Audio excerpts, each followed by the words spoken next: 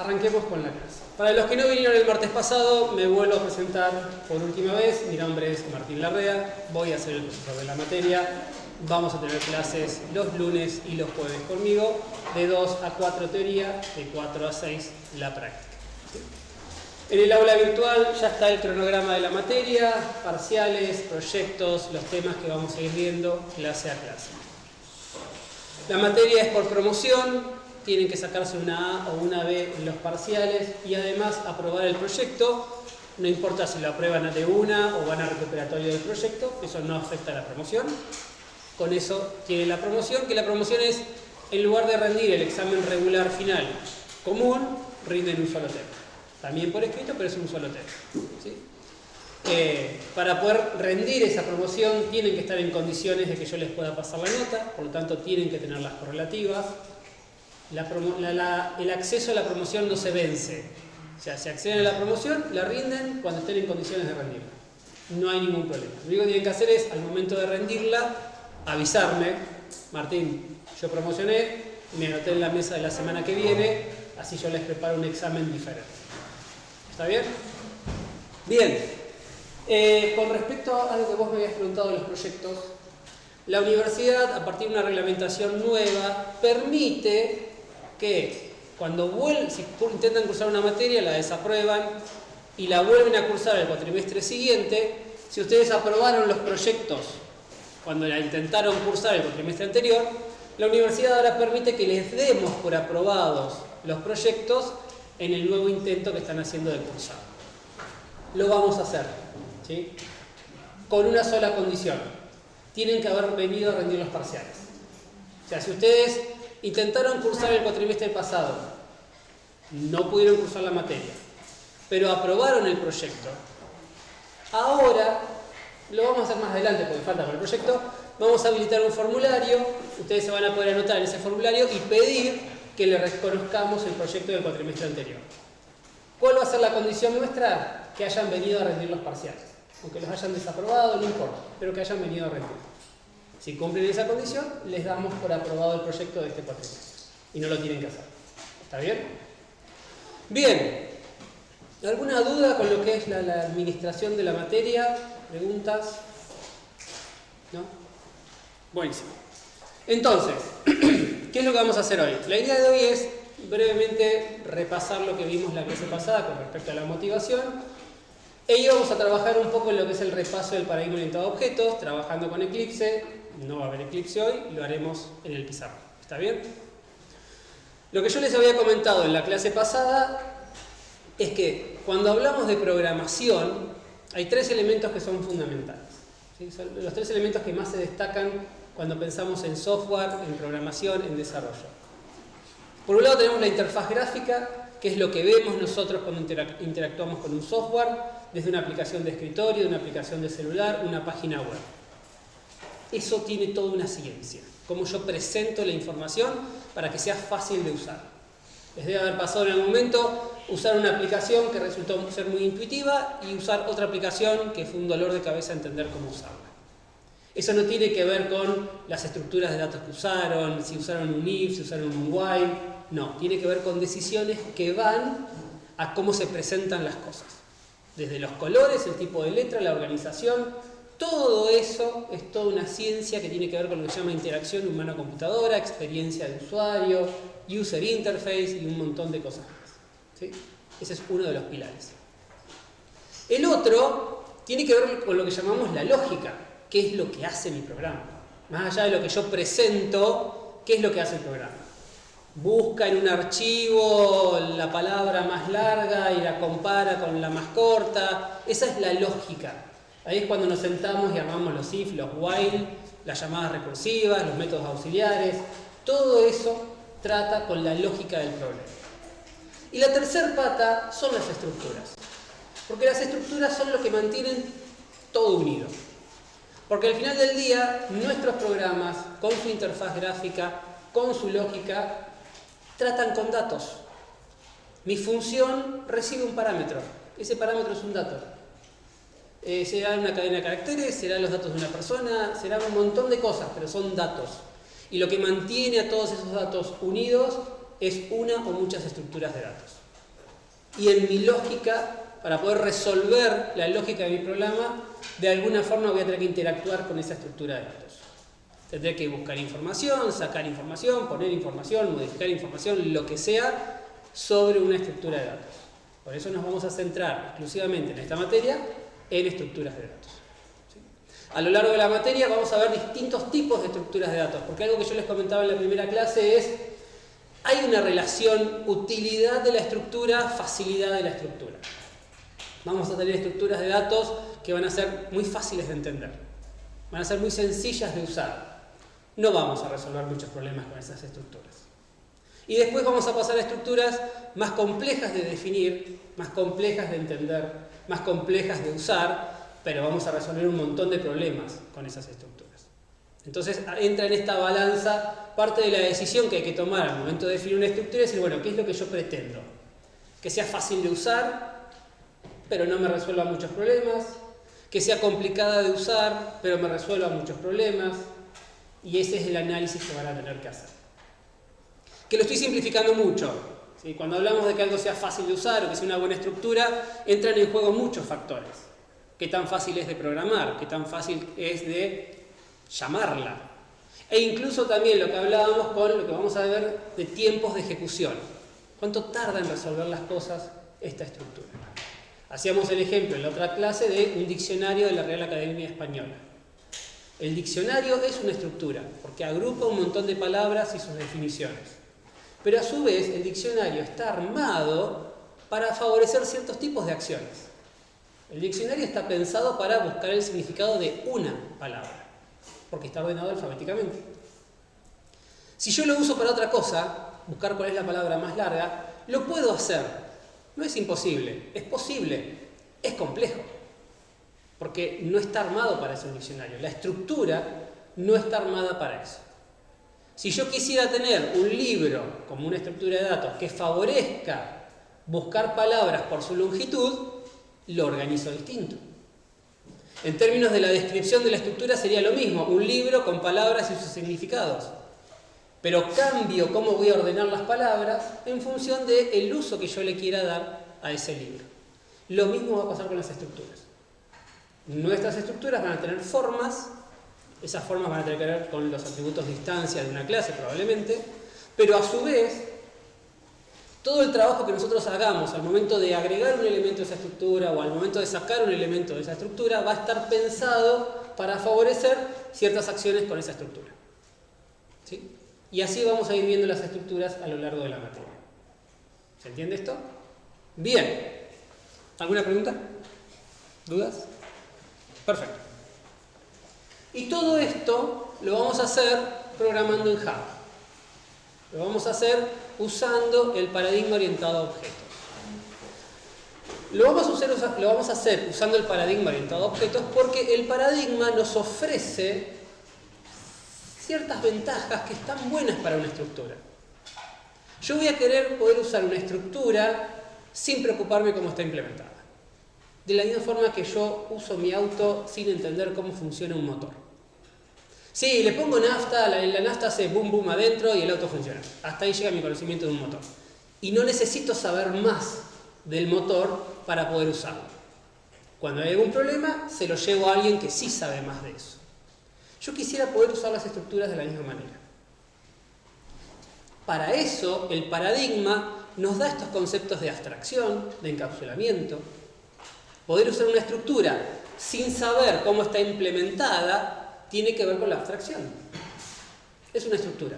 Yo guardo cosas, punto. Es un diccionario, guardo significados de palabras. Internamente, eso tiene un arreglo, 25 arreglos u otro tipo de cosas, no me importa. Yo lo puedo usar. Ahí tenemos la abstracción, ahí tenemos el ocultamiento de información, ahí tenemos el encapsulamiento. Más aún, yo quisiera poder usar estructuras que si cambio su implementación, pero sigue siendo la misma estructura, debería todo seguir funcionando igual. Yo puedo tener, seguimos con el ejemplo de un diccionario de palabras.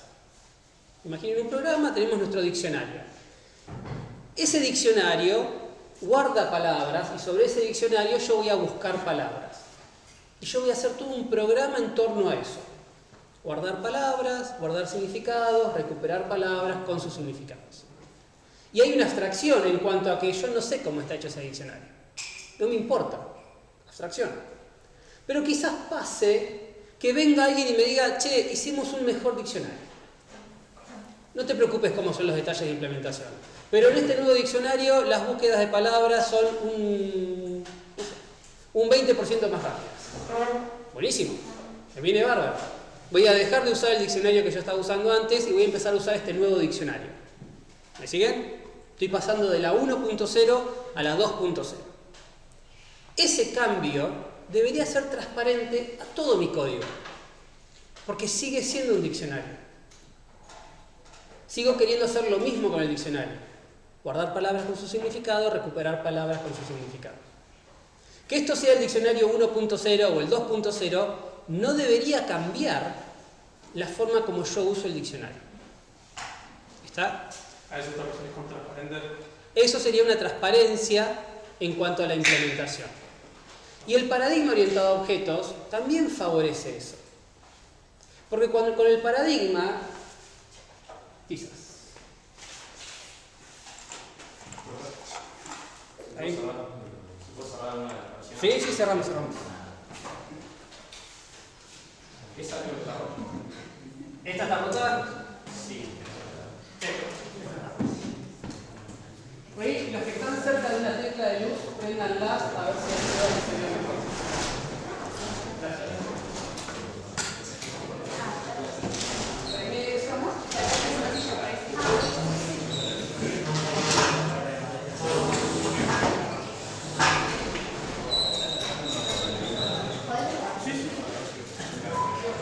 El paradigma orientado a objetos está pensado para delegar la toma de decisiones. El paradigma orientado a objetos está pensado para decir, supongamos que tengo una función f que recibe algo de tipo x. Y como parte del código en algún momento hago, no sé, if x1.g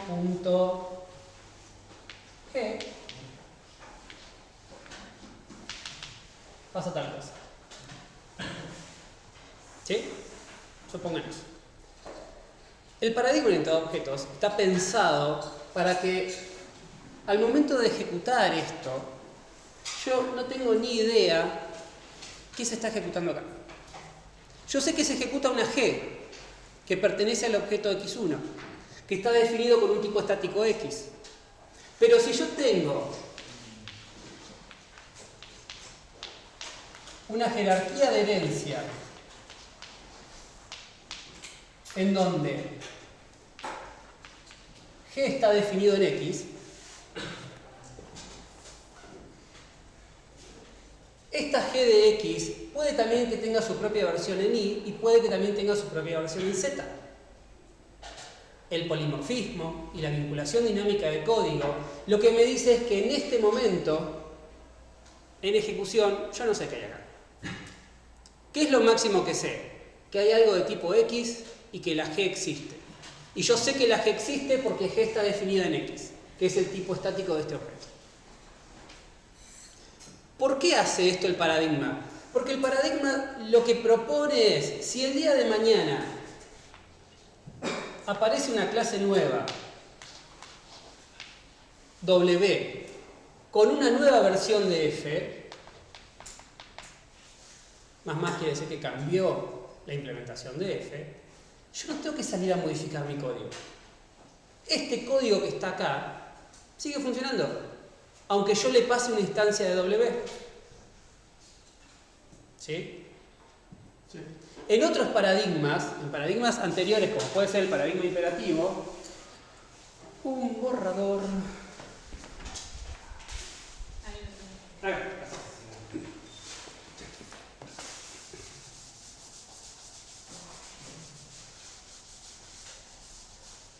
En otros paradigmas, yo estoy obligado a decir if de alguna manera, no exactamente así.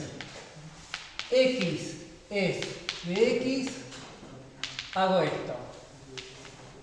Si X es de W, hago esto otro. Esto significa que si aparece otro tipo, y z o lo que sea, yo tengo que ir a recorrer todo mi código y en donde yo tengo estos if, agregar un if nuevo para considerar el caso nuevo. El paradigma evita eso. ¿Por qué decimos que es bueno evitar esto? Porque básicamente, desde el punto de vista de testing de software, cada vez que yo modifico el código, potencialmente estoy insertando errores.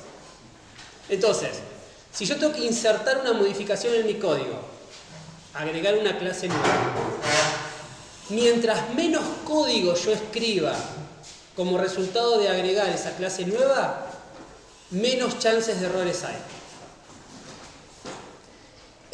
Aguántenme un cachito. No sé. No, sigo así. Sigo con pizarrón. Bueno, déjamelo. No, ahora no sé, el mejor compañero de trabajo de toda la historia y no me deja. Déjamelo. Gracias. Yo también. Hola a todos, ¿cómo andan? Che, esto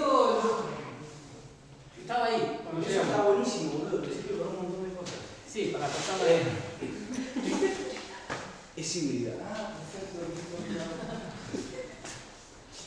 Gracias, Lucho. De nada, estoy para servirte, maestro. Bien, sigamos un rato más con pizarrón, después paramos y conecto todo y trabajamos con Eclipse, ¿sí? Entonces, la idea acá es un poco lo que busca el paradigma. Alguien me dice, bueno, supongan el GTA, el juego GTA, el mejor juego que hay en la historia. El GTA tiene autos, ¿sí? Hay distintos tipos de autos. Y alguien me pide, che, hay que agregar un auto más, el DeLorean de Volver al Futuro. Buenísimo, dame 5 minutos y lo agrego. Si el software está bien hecho y agregar un nuevo auto al GTA son solamente 5 minutos, ahí tengo extensibilidad. Está bueno, es muy fácil agregar algo nuevo. ¿Por qué? Muy a grandes rasgos, porque el juego está pensado para agregar nuevos autos. Porque yo me imagino que en ningún lugar del código del GTA hay un if con cada uno de los tipos de auto. If es el Camaro, esto. If es el Buggy, esto. No hay manera que esté eso escrito. Te conseguí el control, perdón por la interrupción por segunda vez. Ah, buenísimo, muchísimas gracias. Gracias, ahora sí me llevo. Soy aún mejor que hace un rato. Chau. Y mañana serás mejor. Por supuesto. Chau, amigo. Chao. Ya me veo. GTA. Entonces yo me imagino que en ningún lugar del código del GTA hay un if con todos los tipos de autos. ¿Por qué? Porque si existiese ese if, donde alguien agrega un auto nuevo, el programador tiene que salir a buscar todos esos if y modificarlos. Y eso es muy propenso a errores. No es extensible, no es portable, no es cómodo para nada. En cambio, si jugaron alguna vez a GTA, se da cuenta que todos los autos son iguales. O sea, sí, será un Buggy, será un Camaro, será un cualquiera, pero el auto va, viene, acelera, frena, tiene puertas, tiene un motor, tiene un daño. Entonces tiene sentido pensarlo en términos de objetos y decir, bueno, hay un auto.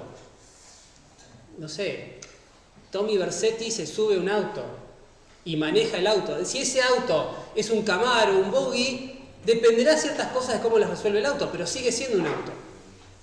Entonces eso se hace mucho más extensible.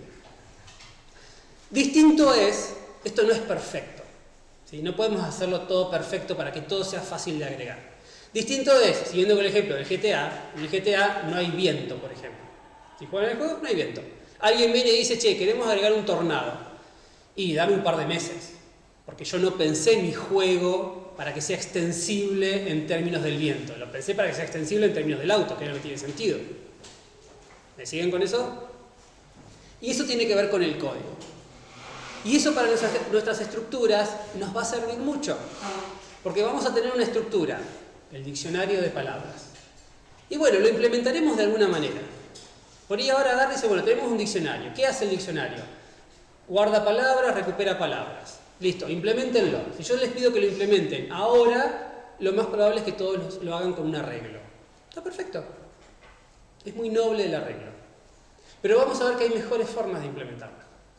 Vamos a ver que hay formas de implementar un diccionario donde las cosas se resuelven mucho más rápidas. Entonces, ustedes pueden hacer un programa ahora que usa su versión de diccionario con arreglos. Y dentro de 2 meses tienen una nueva versión del diccionario, implementada de otra manera. Bueno, ese mismo programa van a querer que funcione con la nueva versión del diccionario. Si ustedes pueden hacer el cambio de implementaciones sin modificar nada de su código, esa es una buena programación. Y eso es lo que vamos a buscar con las estructuras. Si ustedes hacen el cambio y después de hacer el cambio empiezan a saltar errores por todo su proyecto, algo no armaron bien. Porque no están usando el encapsulamiento, no están usando la abstracción. ¿Me siguen con eso? ¿Sí? Bien. Del borrador donde pega.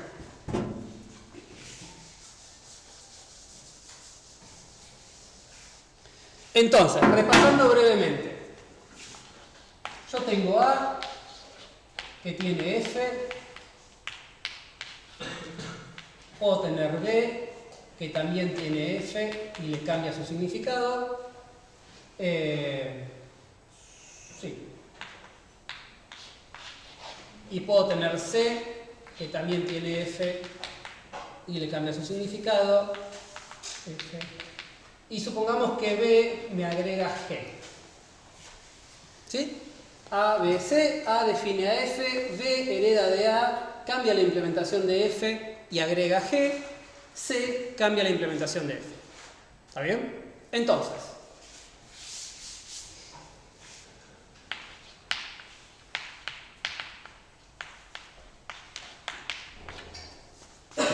¿correcto o incorrecto? Correcto.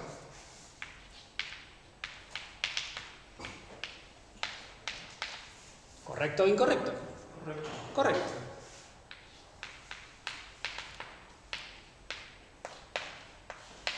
¿Correcto o incorrecto? Incorrecto. Incorrecto. Estamos apuntando para arriba en la jerarquía de herencia. Eso no se puede hacer.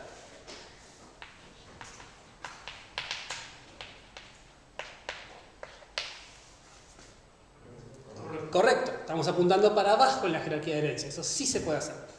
¿Está bien? O al mismo tipo estático o del tipo estático para abajo en la jerarquía de herencia. Bien.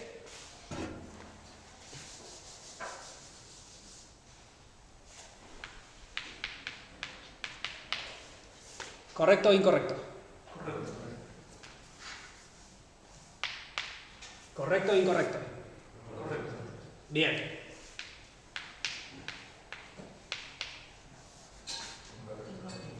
Incorrecto. ¿Sí? Porque al momento de usar los métodos de un objeto, el compilador lo que hace es, ve el objeto y ve que está llamando un método. El compilador es el compilador, todavía no ejecutó. El compilador es que para cada uno de los objetos busca el tipo estático. Y solamente el tipo estático, porque es lo que el compilador conoce. Y del tipo estático se pone a mirar los métodos que están declarados en el tipo estático. Si el método que yo estoy llamando me aparece en el tipo estático, compila, no hay ningún problema. Porque al compilador no le importa lo que pasa en ejecución. ¿Está bien? Y en este caso, el compilador no encuentra G en el tipo estático de A1, que es A. ¿Sí? Entonces marca que hay un error. ¿Me siguen con eso? Bien.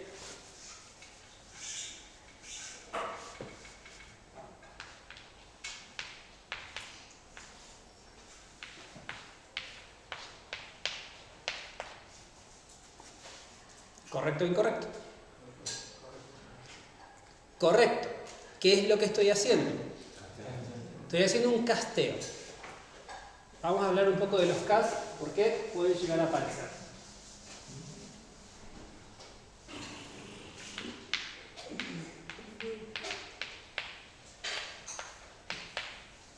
¿Correcto o incorrecto? Bien, eso es correcto.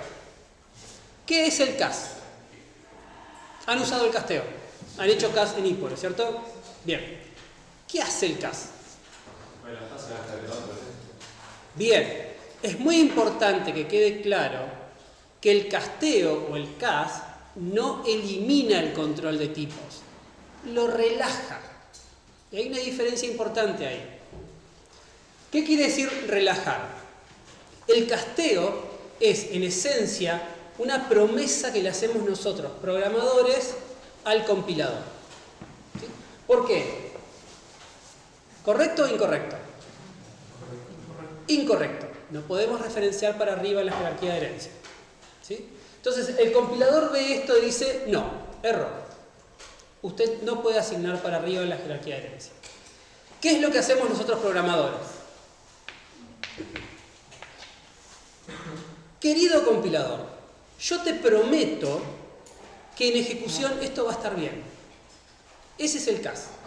El CAS es una promesa que hacemos a futuro. Le decimos al compilador, yo sé que esto no te gusta, pero créeme que en ejecución acá va a haber una instancia de B. Yo te prometo que acá va a haber una instancia de B, bancame en esa y esto va a funcionar. ¿Está? ¿Se entiende? ¿Se entiende la promesa que hacemos? ¿Qué pasa?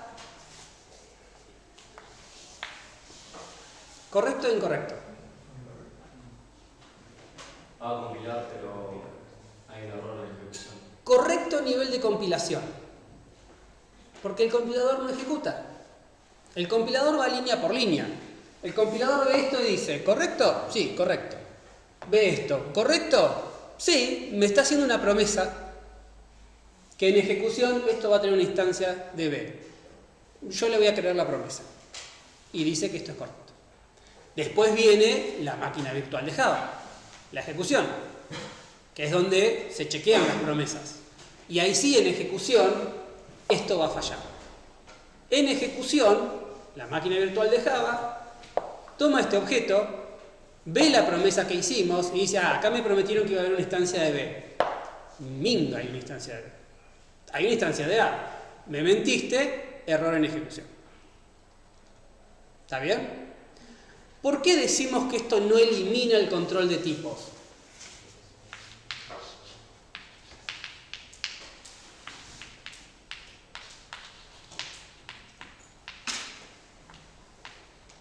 Supongamos que tenemos la clase animal y perro hereda de animal.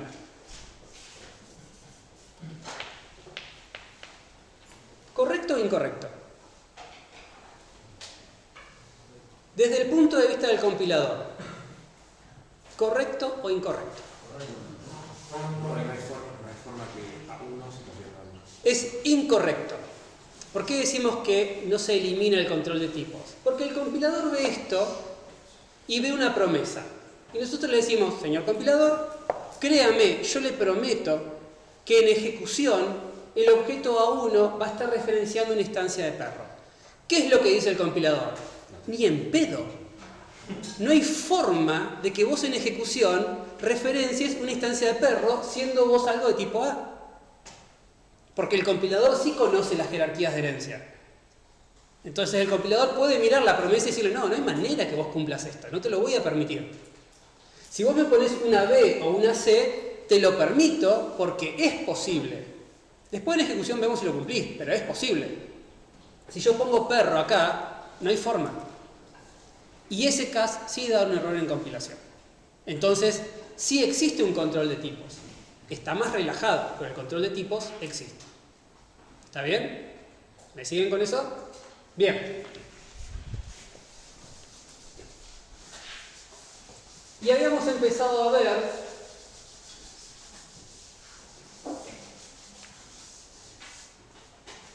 dentro de lo que es el paradigma que aparecían algunos conceptos nuevos. Habíamos hablado de interfaces, genericidad paramétrica y también mencionamos excepciones. Centrémonos primero en el tema de genericidad. Cuando yo defino, por ejemplo, la estructura que más conocen hasta ahora es el arreglo. Entonces yo puedo mantener, voy a hablar acá. A, B, C. Yo puedo definir esto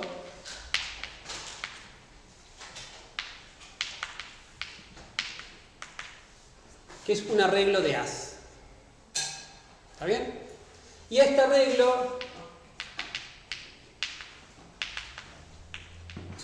asignarle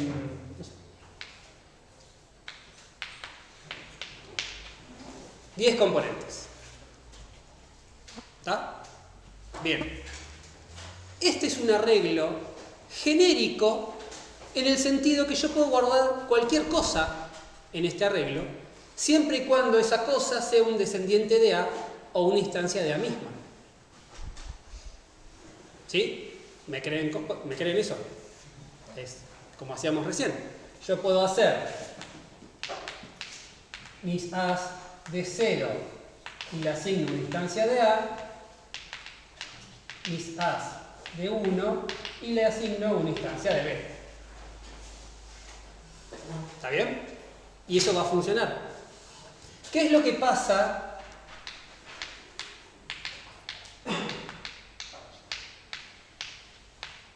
con esto? Asumiendo que B1 está declarado de tipo estático B. ¿Correcto o incorrecto? Incorrecto. Porque esto es como hablar de un objeto de tipo A, que es como yo lo definí. Entonces, este es un arreglo genérico desde el punto de vista de A. Puedo guardar cualquier cosa de A o descendiente de A. Pero al momento de recuperar esa cosa, yo recupero A, que es lo que está definido.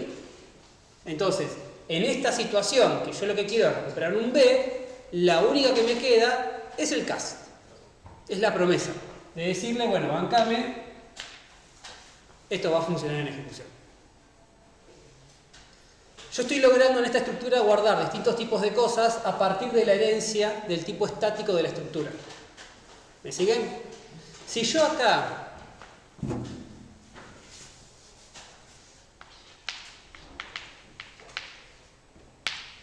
hago de tipo object, todo el resto funciona. ¿Sí? Porque estoy yendo más arriba en la jerarquía de herencia. Pero de vuelta, cuando yo quiero acceder a algo, lo que me va a dar la estructura va a ser algo de tipo object. Entonces, si yo quiero hacer una estructura que guarde cualquier cosa, una opción es hacerla de objetos. ¿Cuál sería la razón por la cual yo quiero hacer una estructura que guarde cualquier cosa? No tener que estar programando estructuras distintas. O sea, yo podría decir, bueno, necesito un arreglo para animales, un arreglo para personas, un arreglo para vehículos. Tengo dos alternativas. O implemento 3 clases, arreglo de personas, arreglo de vehículos, arreglo de animales, o una sola clase, arreglo de cosas, donde defino el arreglo de tipo object. ¿Me siguen? Si yo defino una sola clase que tiene un arreglo de object, esa clase la puedo usar para mis 3 necesidades. Me sirve para guardar personas, me sirve para guardar animales, me sirve para guardar, ¿qué me falta? Vehículos. ¿Cuál va a ser el problema? Cuando lo vaya a recuperar, voy a tener que hacer un cast. ¿Está bien? Entonces, yo podría decir,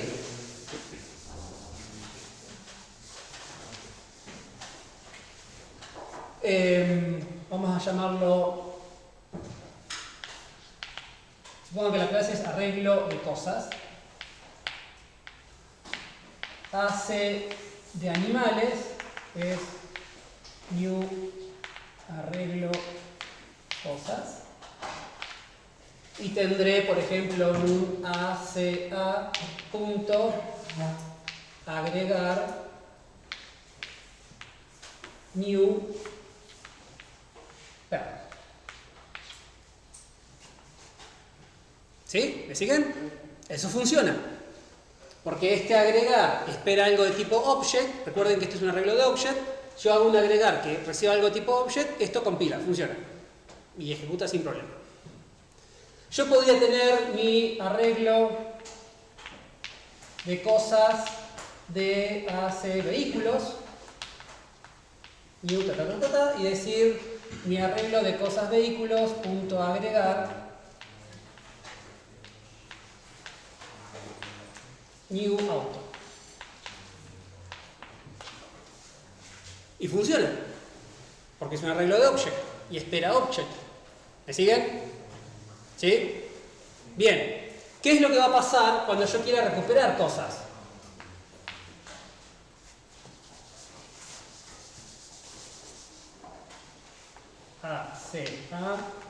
obtener.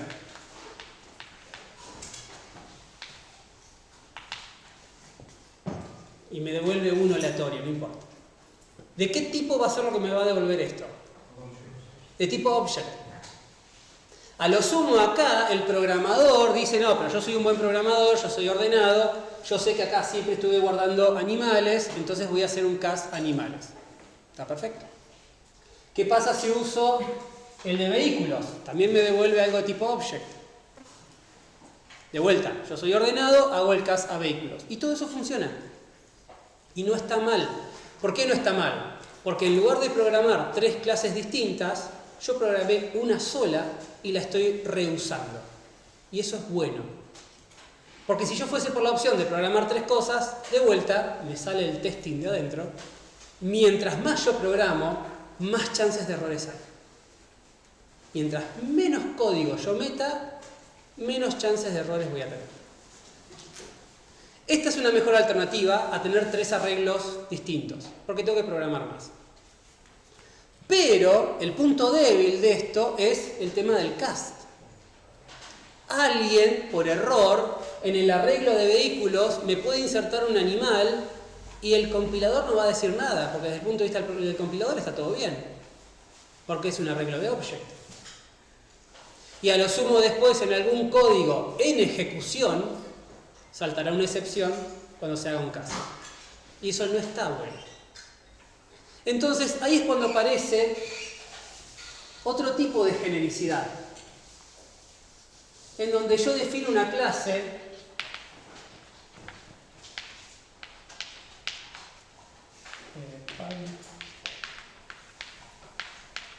arreglo cosas, no, perdón.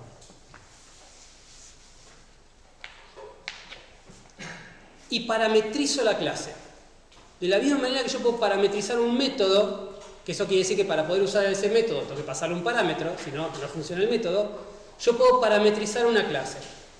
Esto quiere decir que yo para poder usar esta clase, para poder crear una instancia de esta clase, tengo que pasarle un parámetro.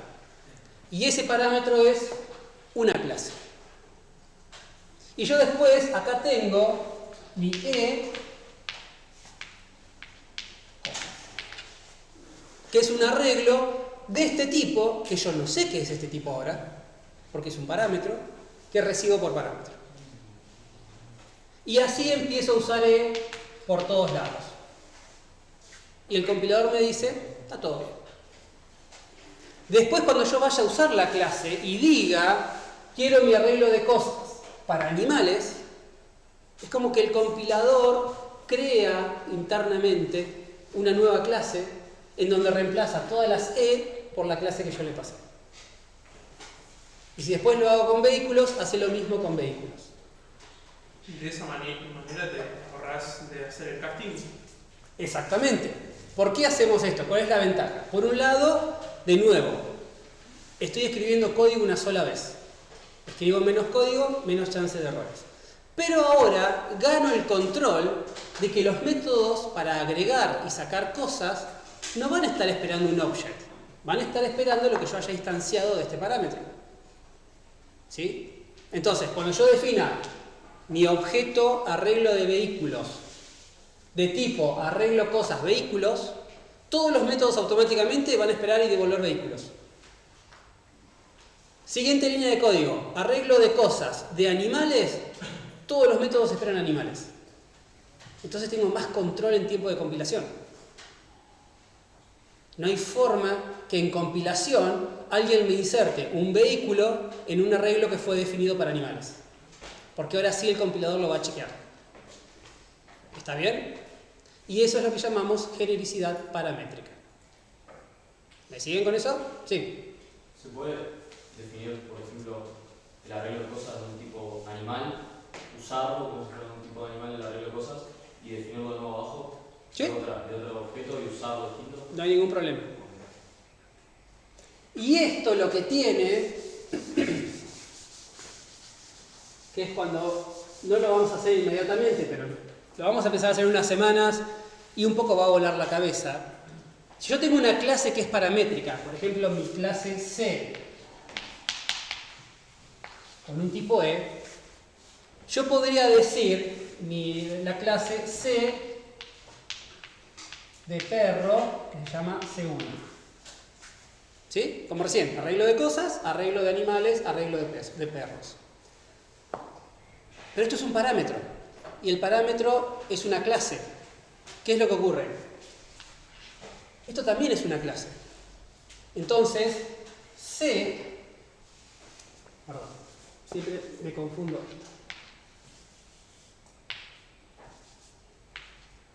C de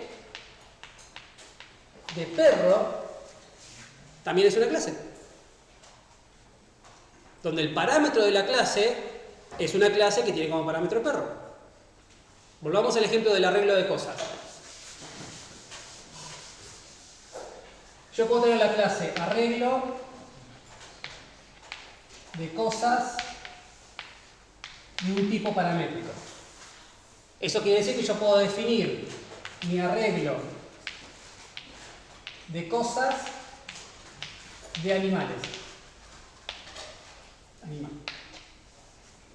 Esto es una clase donde yo puedo guardar animales. ¿Está bien? Ahora, yo también puedo hacer la clase arreglo de cosas de arreglo de cosas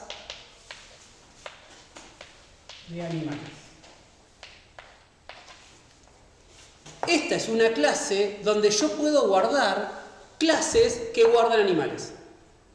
Es un arreglo de arreglos. Esto es un arreglo de arreglos de animales. Y así puedo empezar a agregar y anidar y hacer cosas. ¿Sí? Entonces, teníamos el diccionario de palabras. Podríamos tener un diccionario de diccionarios de palabras.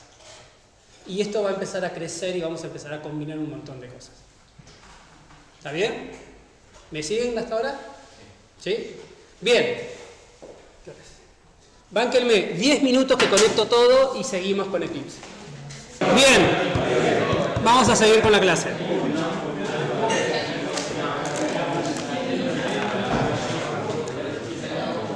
Un detalle importante, vamos a hacer algunos ejemplos de esto que estamos viendo y de paso también ver algunas cosas de Eclipse. Algo que por ahí no es trivial en Eclipse es, si ustedes se bajan un proyecto que yo les dejo en la página, cómo lo abren desde Eclipse. En ese caso lo que tienen que hacer es, si yo les dejo el proyecto comprimido, lo descargan, lo descomprimen. Mi recomendación es descomprímanlo en la carpeta de Workspace que asignaron a Eclipse, pero en realidad puede ser en cualquier lugar. Y después lo que tienen que hacer es ir a la opción de importar proyecto, que puede estar acá o si no, File, Import. O también clic derecho, si tuviesen un proyecto creado, clic derecho tienen el Import. Dicen que van a importar un proyecto existente al Workspace. Siguiente, buscan la carpeta raíz del proyecto, que en este caso es esa, que ustedes descomprimieron, seleccionan Finish y ahí van a tener cargado todo el proyecto. ¿Sí? Esa es la forma como ustedes abren un proyecto de Java como un proyecto de Java. ¿Está bien? Bien. Esto vamos a borrarlo. Vamos a crear un proyecto nuevo. Esto no. Repaso.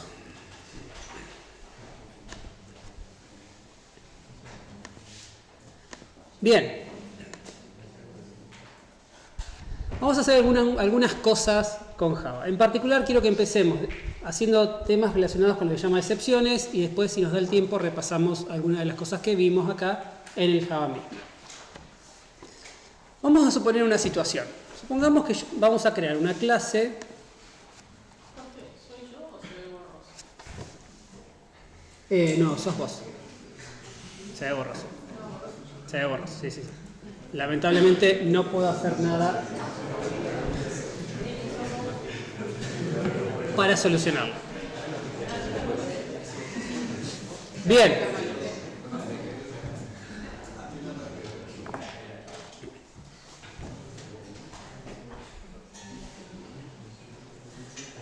Lo que podemos probar a hacer... A ver, pará.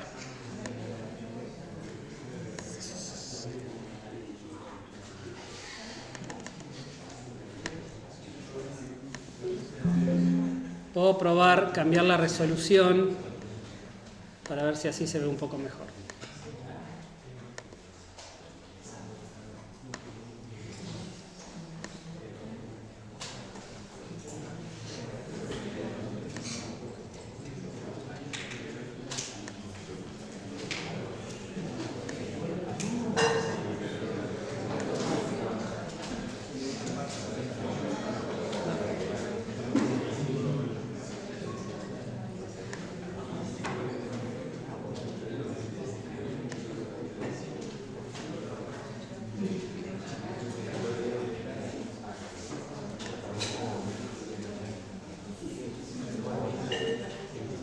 Por ejemplo, un sistema operativo como Windows no es intuitivo para buscar las cosas.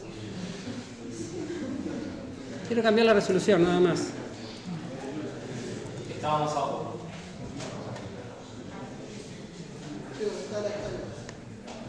Ahí está cerrado. No. A ver, está.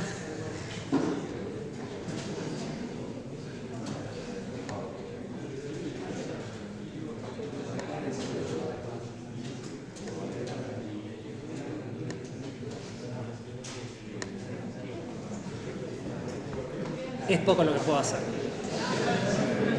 Bien. Profe, ¿se agranda la fuente del compilador? ¿Del Eclipse? No, eso ya está agrandado. El problema es las ventanas de diálogo. No las estoy pudiendo cambiar de tamaño, nada más. Bueno, veamos qué podemos hacer así. Después de última intenten ver el video o si no grabo de vuelta un video para que ustedes lo vean. Comentario al margen. La parte esta de interfaces gráficas es realmente toda una ciencia, es muy interesante y en particular voy a hablar mucho de eso porque es uno de los temas en los cuales yo trabajo. Si les interesa,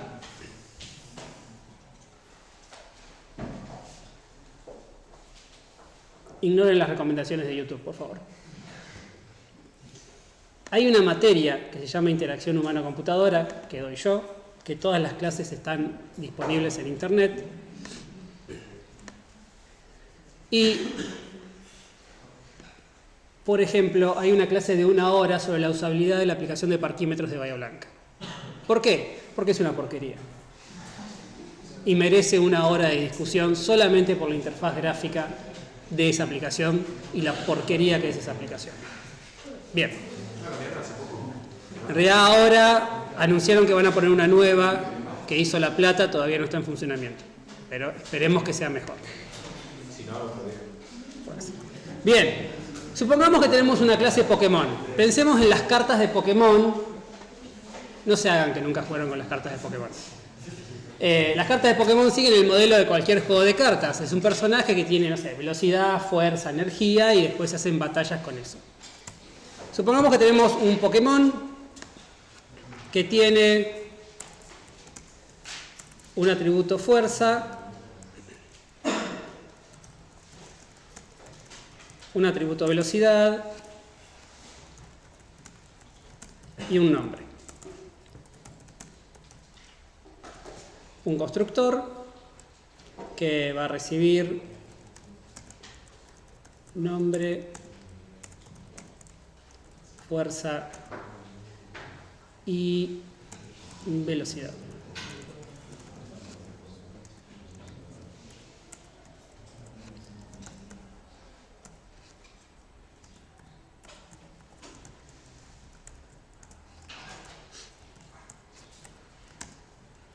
Cuando están programando en Eclipse y empiezan a escribir, por ejemplo aquí el velo, si ahí aprieto Enter, autocompleta con la primera opción de la lista desplegable que yo tengo.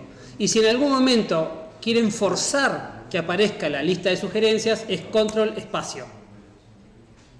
¿Sí? A veces, ¿qué es lo que me pasa a mí? Siempre me olvido los nombres de las variables. Las acabo de definir, escribo 2 líneas de código y ya me olvidé los nombres de las variables. Entonces constantemente estoy abriendo esto para ver cómo se llaman las variables. Velocidad, le asigno velocidad y distinto. Le asigno no. Bien. Y ahora clic derecho, refactor, no, source, setter y getters. Que genere todo esto y listo. Pokémon, 3 atributos, getter y setter para esos atributos. Pero supongamos, porque queremos incorporar una función nueva que permita acceder a los atributos de este Pokémon por un índice numérico. Porque después nos va a simplificar alguna cosa que hagamos más adelante. En donde nombre,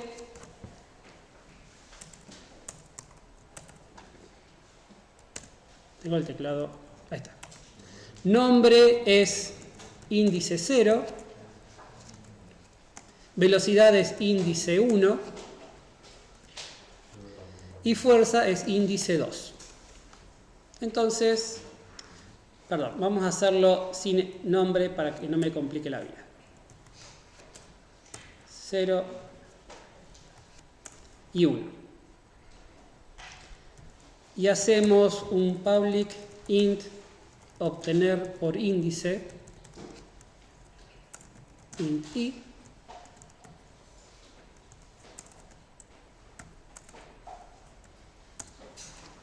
y tengo que implementar este método. ¿Sí?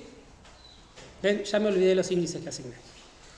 0 es velocidad, fuerza es 1. Entonces, alguien podría decir, bueno, if si i es igual a 0, esto es lo que le decía, estos son mis TOC para programar, no pretendo que hagan lo mismo. Int resultado le asigno 0. Si el índice es 0, entonces a resultado le asigno, ¿cuál era? Velocidad, gracias. If i es igual a 1, a resultado le asigno dis.fuerza.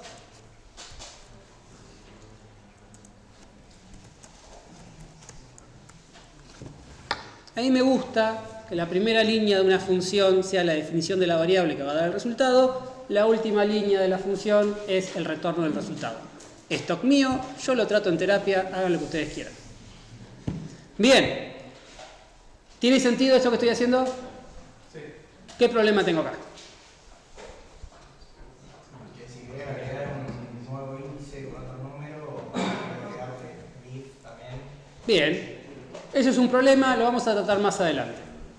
¿Qué pasa si alguien me pasa índice 2, 3, 5, 7, 9? ¿Qué pasa si alguien me pasa un índice que no es de los índices de los atributos del Pokémon? Te retorna 0 y no sé lo que querés. En este caso retorna 0. ¿Sí? Supongamos que alguien les dice como parte de la documentación, si se ingresa un índice incorrecto, informar el error. En este caso, lo que suele pasar es que la propuesta de ustedes sea, muestra un cartelito, muestra un mensaje. ¿Sí? Entonces, alguien podría decir, if i es distinto de 1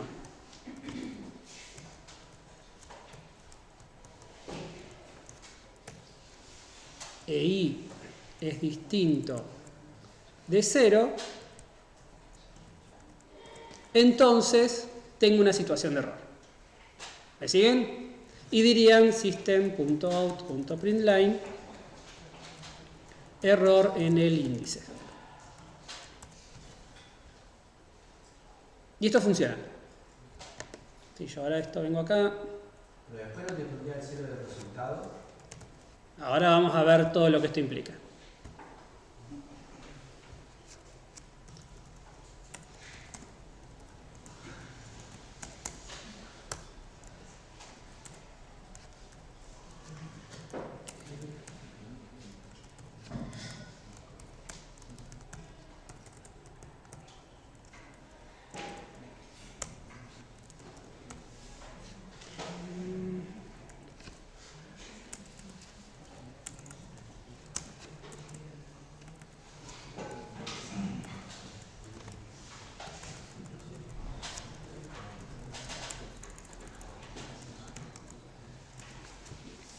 Bien.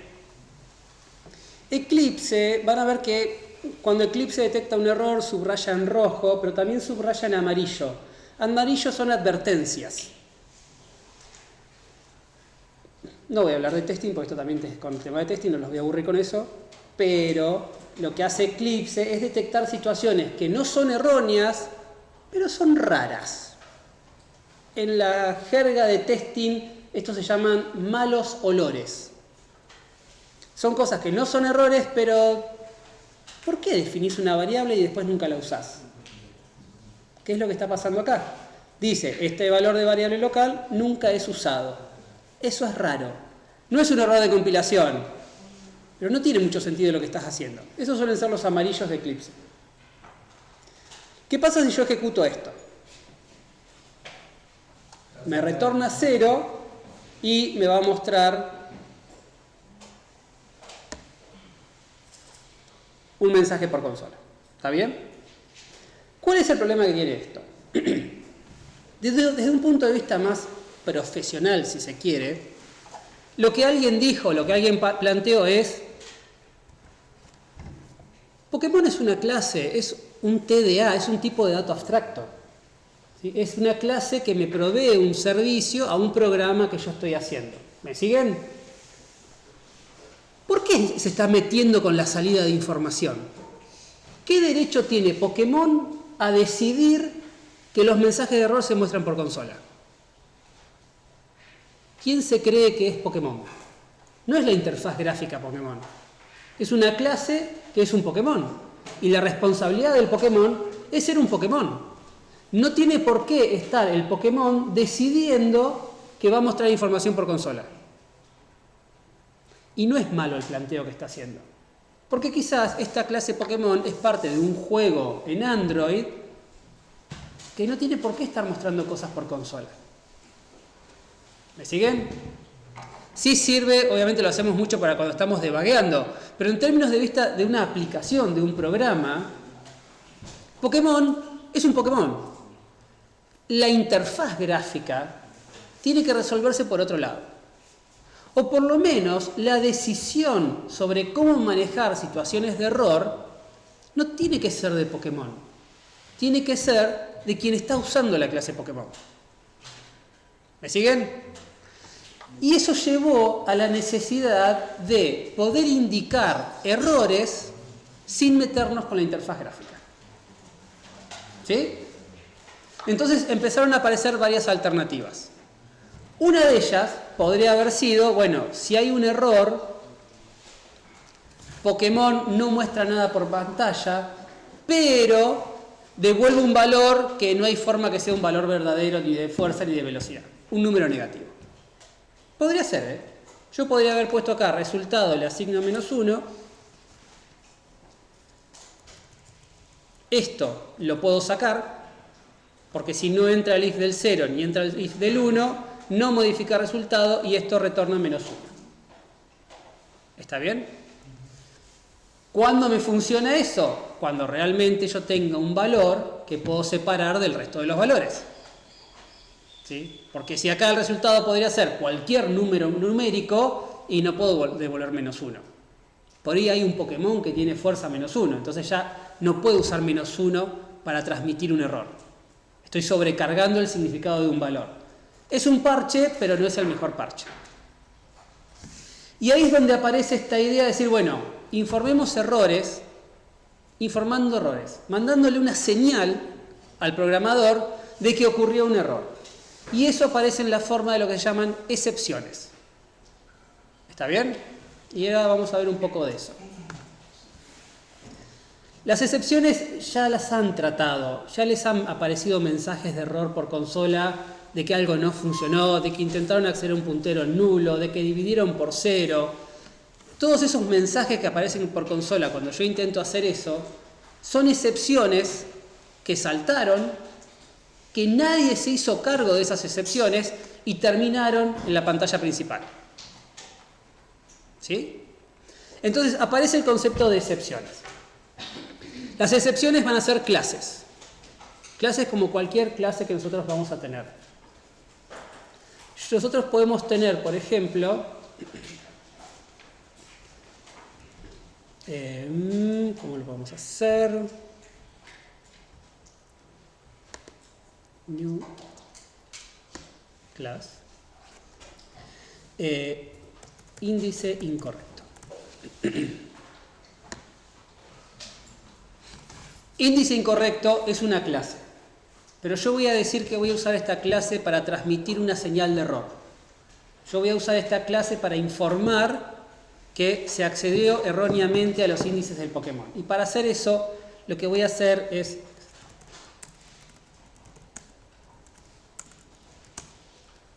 extender de la clase exception. Las excepciones y los distintos tipos de excepciones que maneja Java forman una jerarquía de herencia. Hay muchas excepciones. Index out of bound es la excepción típica de los arreglos cuando nosotros accedemos a un arreglo con un índice que no existe. Class not found, file not found, cuando intentamos acceder a un archivo que no existe. Null pointer exception, intentamos acceder a un puntero que era nulo. Todos esos nombres en inglés son clases. Y cuando a nosotros nos informan que hubo una excepción, con esa excepción nos están pasando un objeto, ahora vamos a ver cómo, que es instancia de esa clase. ¿Me siguen? Entonces ahora estamos creando una nueva excepción, índice incorrecto, que es una excepción y es una clase. Como es una clase, puedo crear instancias de ella, puedo asignarle valor, como cualquier otra clase. Pero a su vez la vamos a poder usar como una señal de error. Y ahora vamos a ver cómo. Sí. La clase exception ya está Creada. Exception es a las excepciones lo que object es a todas tus clases. ¿Está bien? ¿Me siguen con eso? Bien. Vamos a dejarla así porque con eso es todo lo que necesito. Entonces, yo ahora lo que voy a decir es, si yo encuentro esta situación de error, si estoy en mi lógica llego al if que me asegura si vos llegaste acá es porque hay un error, vamos a lanzar una excepción. Esa es la terminología que usa Java. Lanzamos una excepción. ¿Cómo la lanzamos? Primero la creamos. Entonces, la creo como creo cualquier objeto.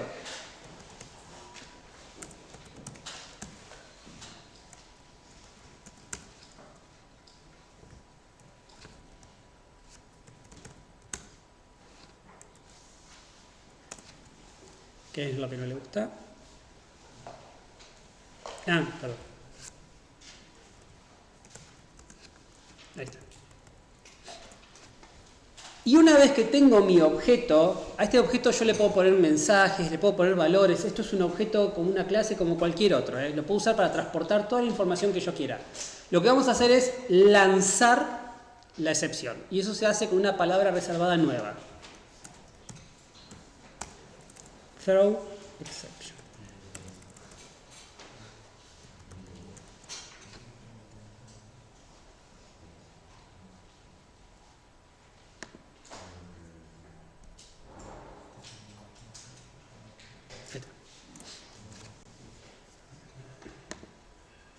Ahora vamos a ese mensaje de error, vamos paso a paso. Con esta palabra nueva reservada, yo lanzo una excepción. ¿Qué significa lanzar una excepción? Que en el momento en que se ejecuta esa línea de código, se aborta la ejecución de este método en esa línea de código, ¿sí? Se interrumpe esa ejecución y se le avisa a quien haya llamado a este método que hubo un error. ¿Sí? No es un retorno, no estamos retornando nada, estamos abortando la ejecución y pasando el flujo de control de la ejecución al método que nos llamó. ¿Me siguen con eso? ¿Está bien? Sí. Profe, ahí el constructor índice incorrecto lo definiste en la clase porque no lo vi. No lo definí porque si una clase no definís constructor, por defecto tiene el constructor que no recibe parámetros. ¿Sí? Si no hay nada para hacer, no escribís nada y el nombre de la clase sin parámetros automáticamente está disponible. ¿Está bien? Bien. ¿Me siguen con esto? Perfecto. ¿Cuál es el protocolo de Java para estas situaciones? Si un método puede lanzar excepciones, el método debe informar en su definición que puede lanzar excepciones. La definición de un método es el nombre del método, su visibilidad, lo que retorna, los parámetros que recibe, y ahora incorporamos las excepciones que puede lanzar. ¿Por qué lo digo en plural? Porque desde un método pueden salir muchas excepciones, de acuerdo a distintas condiciones.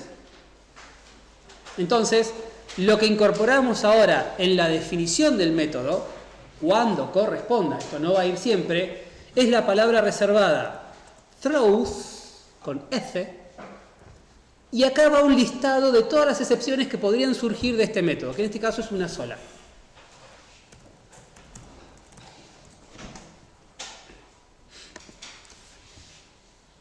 ¿Sí?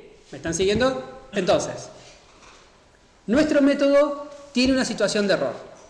Vamos a informar esa situación de error a través de una excepción. ¿Qué es lo que hicimos? Creamos una excepción nueva. En la lógica de nuestro programa identificamos el punto donde tenemos que informar la excepción. Entonces, creamos la excepción y lanzamos la excepción. ¿Qué es lo que me dice Java? Si usted va a lanzar una excepción, informe en la definición de su método que esa es una posible excepción a lanzar. Entonces agregamos en nuestra definición throws índice incorrecto. Si yo tuviese otra situación de la lógica de mi programa que me lleva a otra situación de excepción, yo podría tener, por ejemplo, if lo que sea y menor a 0,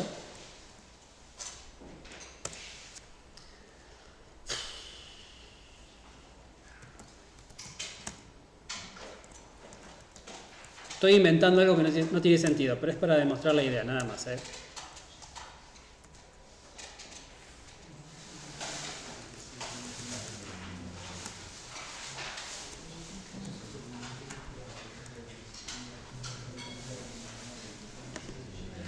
Si en otra situación lo que yo quiero informar es otra cosa que también es un error, entonces lanzo otra excepción distinta. Y de vuelta Java me marca un error porque me dice, che, vos me avisaste que íbamos a mandar índice incorrecto, pero no dijiste nada de file not found. Entonces yo vengo acá, coma, file not found exception. ¿Sí? ¿Qué es lo que estamos diciendo? Hay un método que se llama obtener por índice, que recibe un entero, devuelve un entero, y en ciertas situaciones, bajo ciertas condiciones, esto puede lanzar dos excepciones distintas.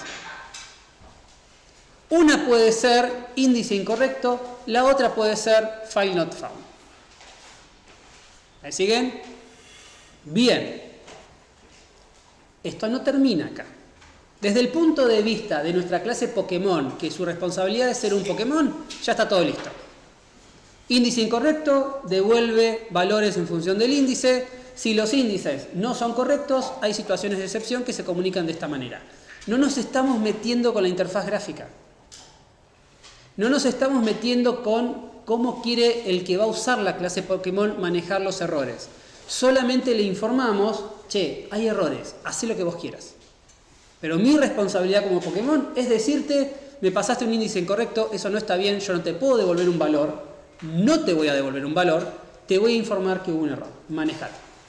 Eso no genera un error en cadena en todo lo demás. Ahora vamos a ver qué pasa por fuera de la clase Pokémon. ¿Está bien? ¿Me siguen con esto? Bien. Esto ahora genera una reacción en cadena. Porque ahora tenemos que ir a la clase que usa Pokémon. Que ahora me está marcando un error. Yo esta clase no la toqué y antes compilaba y ejecutaba. ¿Por qué ahora me está marcando un error? Porque Java lo que dice es lo siguiente. Obtener por índice declara que lanza 2 excepciones. ¿Correcto? Bien. Señor programador que va a usar la clase Pokémon, hágase cargo de esas excepciones. Hacete cargo de esas excepciones. O sea, dentro del mundo de posibilidades del comportamiento de obtener por índice, el caso ideal es, le das un índice correcto, esto te devuelve un número. Pero el programador de Pokémon declaró que hay 2 situaciones de errores. Hacete cargo de esas situaciones. ¿Cómo nos podemos hacer cargo de las situaciones? De 2 maneras posibles en el caso de las excepciones. ¿Qué es lo que se llama?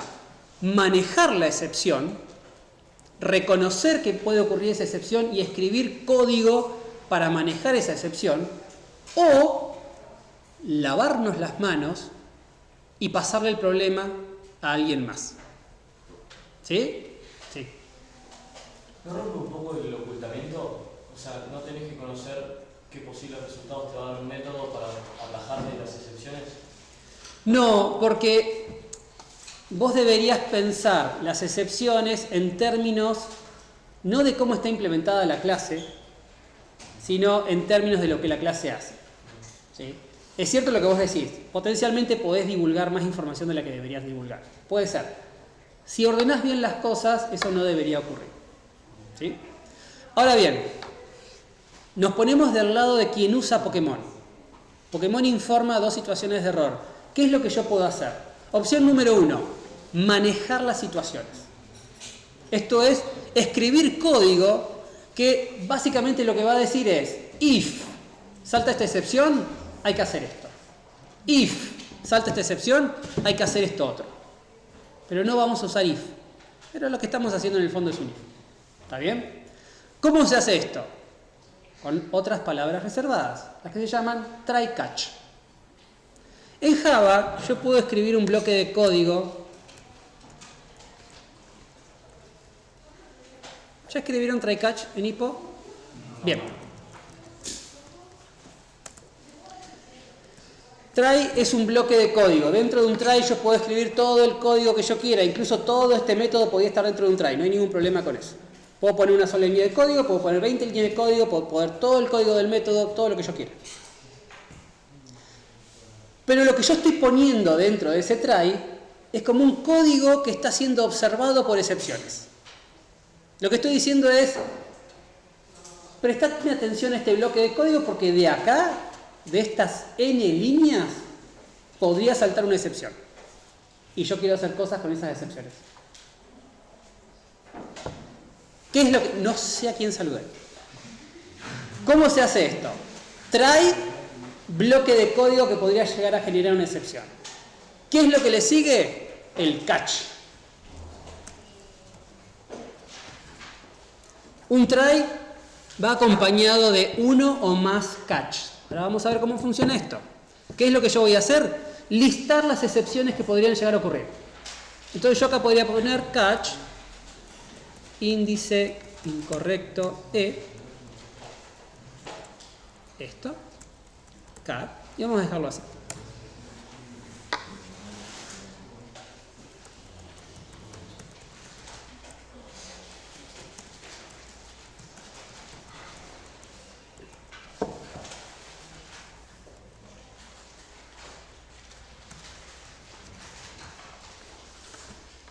¿Qué es lo que estoy escribiendo? Try, bloque de código. Catch, índice incorrecto. ¿Cómo se lee este try catch? Cada vez que de este bloque de código salte la excepción índice incorrecto, se aborta la ejecución de ese bloque de código. Es decir, que si yo acá tengo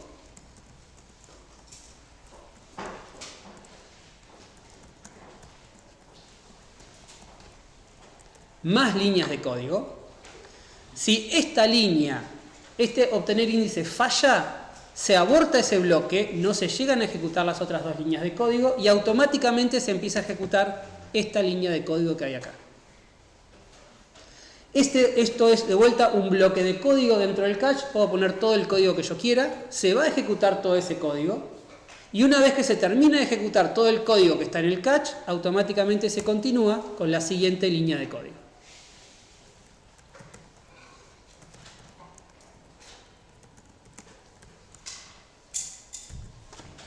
¿Se entiende la lógica de esto? Entonces, yo acá tengo un bloque de código dentro del try. De esas n líneas de código, una de ellas genera una excepción, se aborta todo el bloque. No se continúa ejecutando el bloque, se aborta y se pasa automáticamente al catch de la excepción que fue lanzada. Se corta la ejecución del bloque del método. Del bloque que está dentro del try. Claro. No de todo el método, solamente de lo que está dentro del try. Se ejecuta el bloque catch con todas las líneas de código que pueda llegar a tener ahí adentro y una vez que se concluye con el catch, se sigue con la siguiente línea de código. Cuando en una clase creábamos un arreglo y después por ahí usábamos el método main y se caía o algo, ¿por qué ahí no tira para digamos, atajar la excepción? Ahora vamos a ver esa parte. Estoy contando la mitad de una historia. Después vamos a ir a la otra mitad que tiene que ver con eso. Pero ahora estamos en una mitad de la historia, que es la mitad de la historia que ustedes más van a recorrer. Ahora vamos a ese detalle. Después a la pregunta. Sí. Vos definiste dos excepciones. Sí. ¿Se puede definir para dos excepciones el mismo comportamiento, o sea, el mismo catch? Más o menos, ahora lo vamos a ver. Okay. Vamos por parte. Hasta ahora, ¿se entiende este comportamiento? Try catch. Bien. ¿Por qué me sigue marcando un error? Porque obtener por índice declaraba dos excepciones y yo estoy manejando una sola. Entonces Java me está diciendo, te estás haciendo cargo de una, hacete cargo de la otra. Y eso lo puedo hacer poniendo más catch.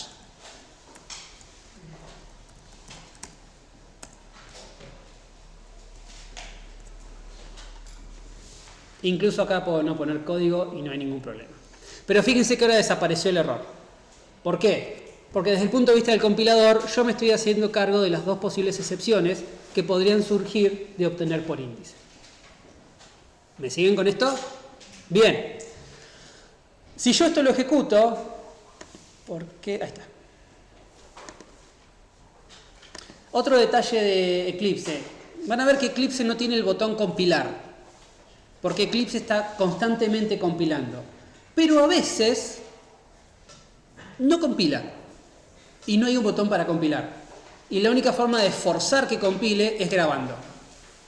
Entonces, si de algún momento se encuentra en esta situación que no está compilando y ya no hay un error que debería marcar que no hay un error, graben y ahí seguro se corrige todo. Si yo ejecuto esto,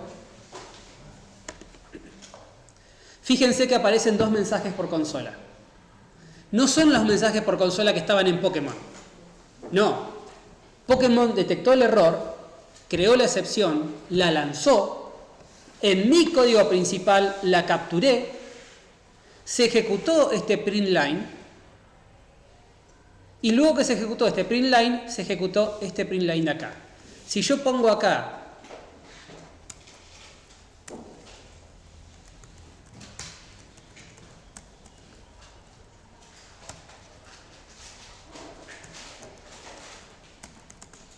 y esto lo vuelvo a ejecutar, inicio de try se muestra, pero fin del try no se muestra. ¿Por qué? Porque antes de llegar a esa línea de código que estaba en el bloque del try, surgió una excepción. Entonces se abortó ese bloque de código y se fue al catch. ¿Me siguen con eso? ¿Sí? ¿Está bien? Bien. Hay más vueltas a todo esto. ¿Cuándo surge una excepción? La máquina virtual de Java, cuando surge una excepción, es como que toma un objeto y se fija en la lista de catch a quién lo puede asignar. Entonces, sale la excepción índice incorrecto y la máquina virtual agarra la lista de catch y va del primero al último diciendo, al primero, ¿lo puedo asignar acá? Sí, listo, ejecutate. Y donde se ejecuta un catch, se ignoran el resto de los catch. ¿Está bien? Entonces, yo podría cambiar este orden. Esto, hacerlo así.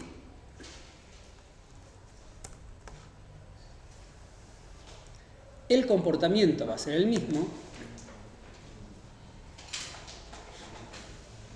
Pero en realidad acá lo que pasó, no lo vimos, pero lo que pasó es, la máquina virtual obtuvo la excepción índice incorrecto, fue al primer catch, y es como que intenta hacer una asignación. A FileNotFoundException le asigno el objeto que obtuve. ¿Esto funciona o no funciona? No, no funciona. Entonces lo saltea y pasa al siguiente. Índice incorrecto. ¿Funciona? Sí funciona. Listo. Ejecuta por acá. ¿Me siguen? Eso genera la siguiente situación.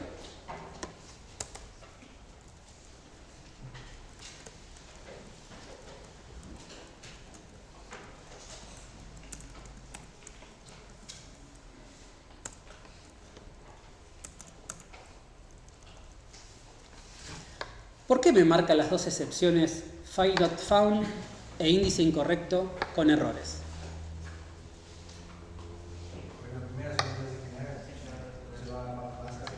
Porque el primer catch que yo puse es con la clase exception, que yo recién decía, exception es a las excepciones lo que object es a todas las clases. Si esto que está intentando hacer la máquina virtual es una asignación, donde obtiene la excepción índice incorrecto y la intenta asignar a exception la respuesta siempre va a ser sí. Porque es como querer asignar algo a object. Siempre va a funcionar. ¿Me siguen? Esto significa que al momento de hacer el listado de nuestras excepciones, tenemos que ir desde lo más específico a lo más general. En la jerarquía de herencias, si yo tengo una jerarquía muy grande de herencia de excepciones, nunca tengo que poner la más general al principio. Porque si la pongo al principio y es una lista de excepciones, nunca va a pasar a las siguientes. ¿Qué es lo que estoy haciendo acá? Y Java se da cuenta que es un error. En cambio, yo sí podría hacer esto.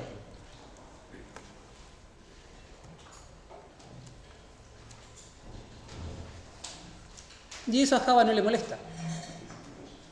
Porque acá lo que estoy diciendo es, o es un FileNotFound, o es un índice incorrecto, o será otra cosa. Y acá tengo código para ejecutar en caso de que sea otra cosa. ¿Me siguen? Eso que vos me preguntabas, ¿qué pasa si yo quiero hacer un único catch para dos excepciones? Una forma de hacerlo es haciendo esto. Este es un try válido. Este es un try donde a mí no me interesa diferenciar el tipo de excepción. Es un try donde yo digo, la verdad, no me importa qué pasó. Lo que me importa es que hubo un error. Si hubo un error, hago algo. Si fue por el índice incorrecto o fue por el FileNotFound, no me importa. Y este es un try catch que Java me lo permite. ¿Está bien? ¿Me siguen con eso? Bien. Me estoy ordenando ideas. ¿Qué es lo que está pasando acá? Yo les dije, ahora estamos consumiendo la clase Pokémon. Pokémon nos da dos excepciones. Tenemos que decidir cómo las manejamos. Hasta ahora, lo que nosotros estamos haciendo es haciéndonos cargo de las excepciones. Pero podemos no hacernos cargo. Por razones, no importa cuáles. Podemos no hacernos cargo de esas excepciones. ¿Cómo no nos hacemos cargo de esas excepciones? También declarando nosotros que lanzamos excepciones.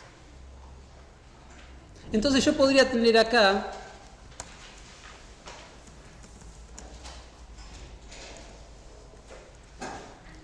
este método,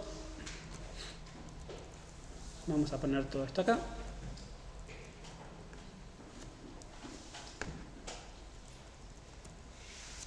Esto lo puedo sacar.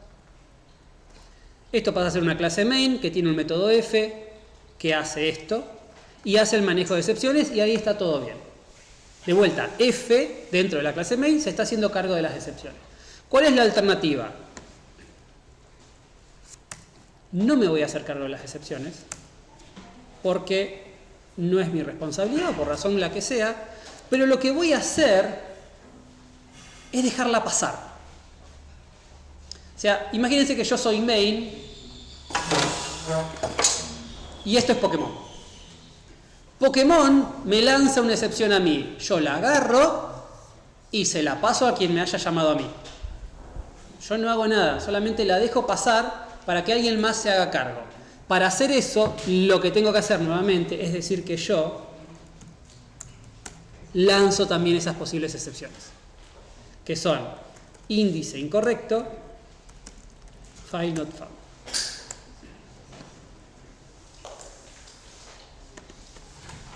Y ahí no hay ningún error.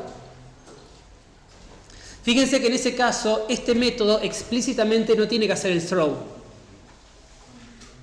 ¿Qué es lo que va a pasar? Ejecuta f. Si esta línea de código lanza una excepción, aborta y f automáticamente deja pasar la excepción para quien haya llamado a f. No hace falta hacer un throw nuevo. Se hace una sola vez. Y después f lo deja pasar a quien haya llamado a f, que a su vez va a decidir si también la deja pasar o se hace cargo de esa excepción. ¿Me siguen con eso?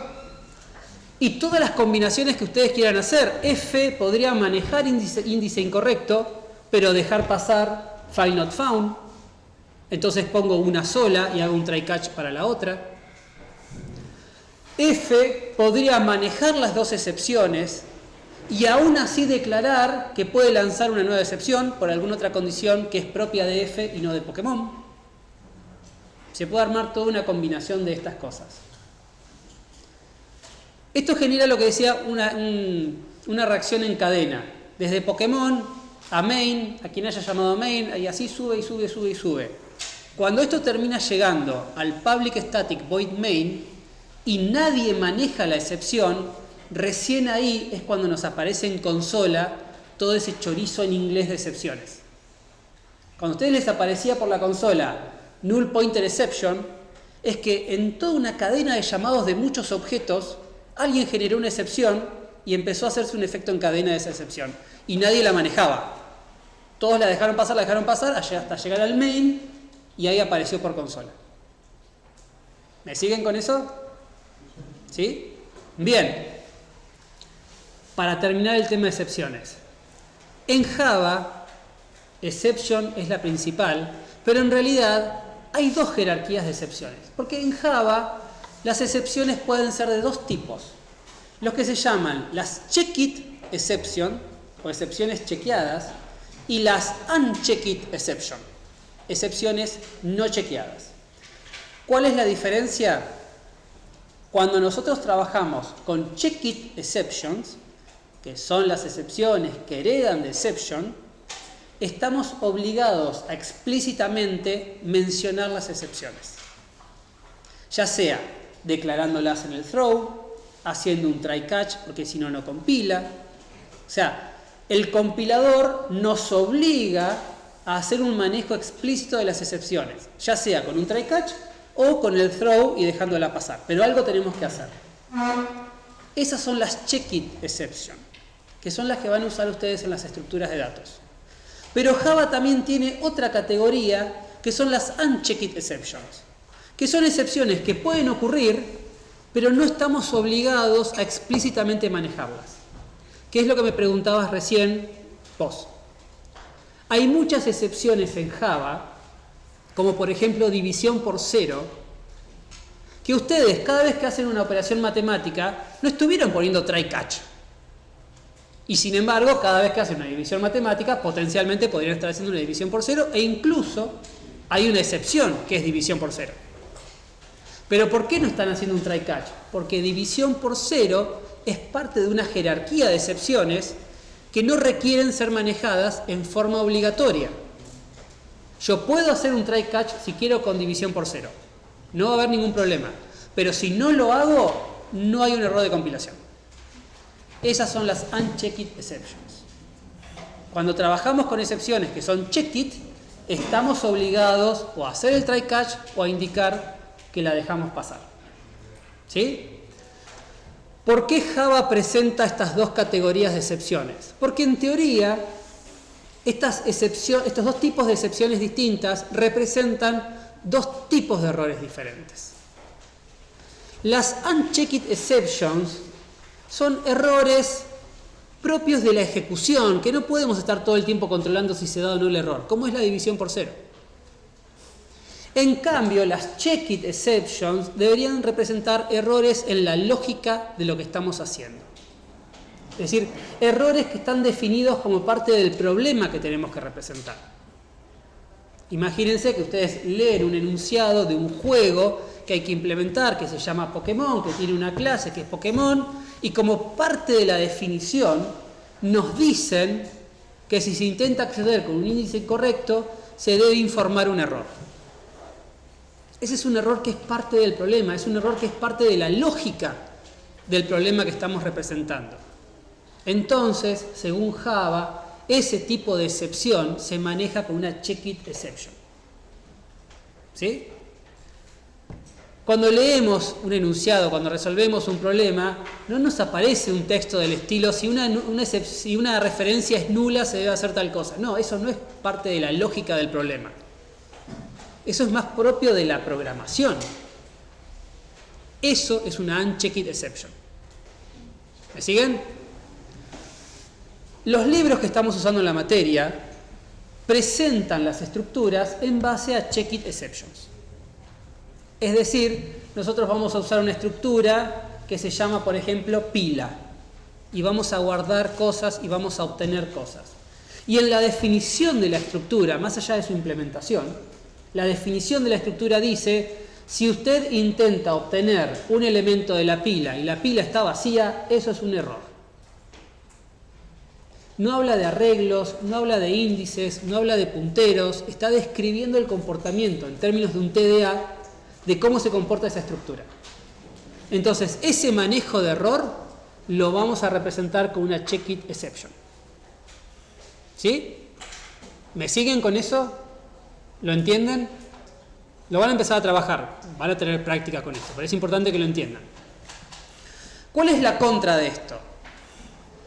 Nos va a generar un proceso engorroso de en un montón de situaciones tener que poner un try catch, aunque estamos absolutamente seguros de que no va a ocurrir nunca la excepción. Entonces, en este caso que yo les digo de la pila, el método obtener tope de pila lanza una excepción, ¿sí? Que es pila vacía. Si yo intento obtener un elemento y la pila está vacía, lanza una excepción. Yo voy a programar, yo voy a escribir código para esa pila, y como yo escribo el código de esa pila, yo estoy absolutamente seguro que nunca, jamás voy a obtener un elemento de una pila que está vacía. Sin embargo, cada vez que yo escriba el llamado al método obtener elemento, voy a estar obligado a hacer un try catch. O indicar en el método que estoy definiendo que lanzo esa excepción. Eso es un poco engorroso. ¿Sí? Van a terminar poniendo try catch en situaciones donde están seguros que no va a pasar nada.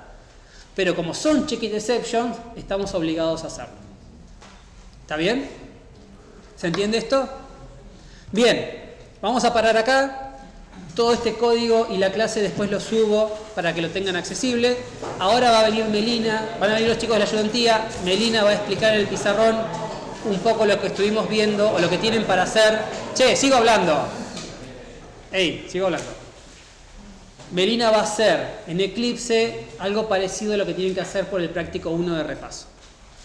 El lunes que viene, que tenemos la siguiente clase, ahí vamos a arrancar con nuestra primera estructura de datos. Vamos a ver en realidad dos estructuras de datos. Una que se llama pila, la otra que se llama cola. son estructuras que vamos a usar para almacenar elementos que tienen los dos comportamientos distintos.